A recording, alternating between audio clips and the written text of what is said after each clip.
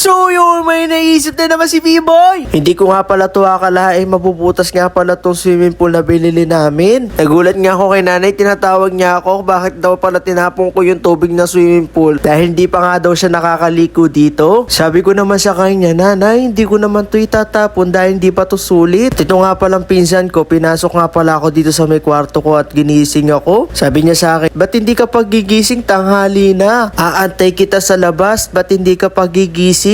At ito pa nga ginagawa niya sa mga gamit ko. Ginugulo pa nga niya at akala niya salamin daw to. Napaka-cute nga pala nung bata na to. Sarap-sarap pisinin ng kanyang pisngi. Pagkalabas ko nga pala at pagkayari ko nga pala magilamo saka mag-toothbrush, ito nga pala lola ko, ginugulo ko nga pala at nagpapatak pa nga ng eye drop sa akin. Habang pinapatak ko nga pala, pikit naman ang pikit ng kanyang mata.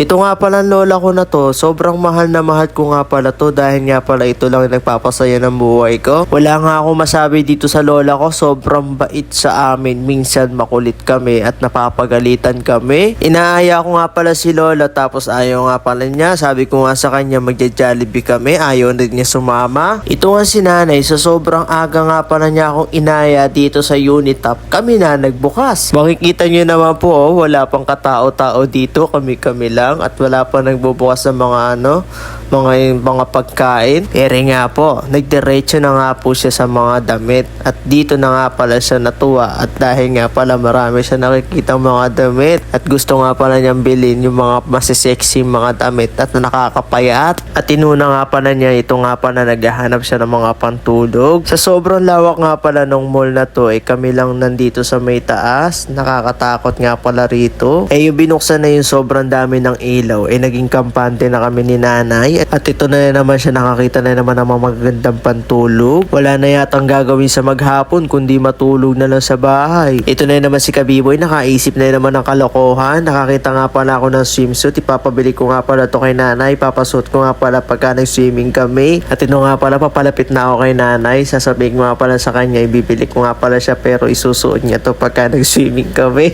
Pinasusukat ko nga sa kanya kung babagay sa kanya yung kulay. Pinipilit ko nga siya dyan, isukat na nga pala niya. Sabi nga pala niya, ayaw nga pala niya, yan tuloy nagagaalit sa akin. Ito nga po pala yung mga favorite niyang damit para naman daw po pagka may nakakakita sa kanya ay sexy nga daw po siya. Ito nga pala yung sekreto niyang damit. Saka naghahanap na nga rin pala siya ng mga leggings para nga daw po pala pagka mainit hindi nga daw po siya iitim. Hirap na nga pala kami dyan kakahanap ng size niya. Hindi nga pala namin mahanap. At ito nga pala nagutom na nga pala kami. Ito nga pala umorder nga pala kami ng chicken biryani at saka bumili na nga rin pala ako ng takoyakis. At ito na nga pala yung biryani. Sobrang sarap nga pala ng biryani na to. Hindi ko nga pala to makakalimutan. Pagka nagpunta ulit kami dito, ito lang talaga yung kakainin ko nga pala. Na sobrang sarap nga pala mapapayami ka na lang. Apura nga pala yung subo ko dyan dahil nga pala gutom na nga pala ako dahil sa kakapili ng size ni nanay. Gusto nga pala niyang magpapayat. Ito na nga pala kain ng kain nga pala siya. Paano naman siya papayat? At ito na nga pala yung dahilan kung bakit nga pala nabutas yung swimming pool natin. Nasakyan nga pala ng ating Kaya naman alas 12 na naglilinis pa ako nito.